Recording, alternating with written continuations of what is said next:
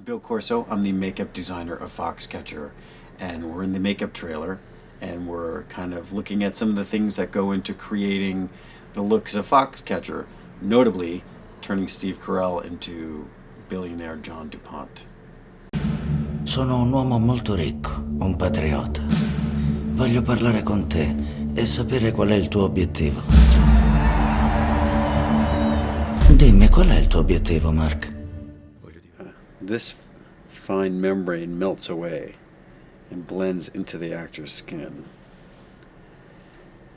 And when it does, there's no line between the appliance and the actor. It's an invisible seam. And these pieces are made of a really soft silicone. Resembles, the movement and the translucency of real human skin. Unlike, old traditional foam rubber that we normally use, this stuff photographs much better. It's what they've been using for medical prosthesis on actual, for medical purposes, and it just photographs much more realistic and moves much more realistic. So these cover Steve's very distinctive eyebrows, these little eyebrow covers.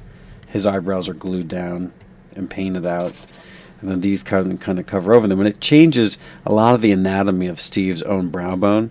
I gave him a little heavier eyelids, and then the nose, of course, gives him a bit more of the aquiline, whereas Steve's nose is a bit, straighter. The other nose, Steve's nose is very aquiline, and this nose, has more of the DuPont profile. He also has, DuPont has, and if you can see in some of the pictures, DuPont had a very mouth full of teeth. It always looked like his mouth was full of something, but he had very full lips, and Steve has a very distinct, specific, sharp little lower lip. So we made a piece that actually, there's Steve's lip.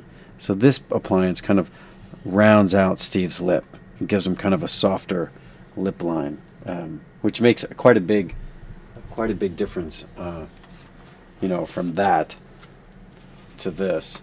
And that coupled with the teeth, really changed the whole shape of Steve's mouth.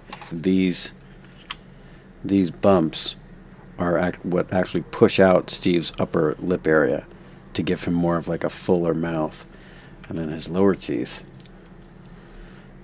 these plumper areas push out his whole lower mouth area, and then the uppers push out this area, which changes and gives him kind of if you can see that, gives him a fuller mouth, changes the whole lower anatomy of his face.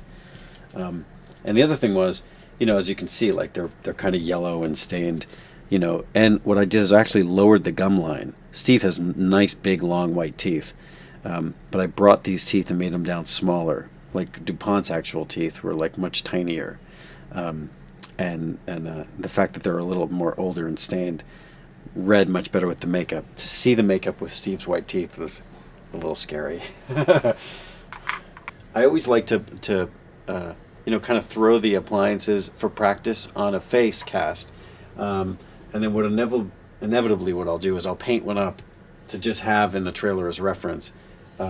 So it's always kind of good, so I have a little reminder of what I'm supposed to be doing every day. Because what we do basically, and what I've done on this, is it's like doing a portrait painting from scratch every day, where you're recreating something out of nothing. So, and it does have to match every day. So it's nice to have kind of a little visual of photos that I reference, and then I have this little guy that keeps me company or gives me nightmares.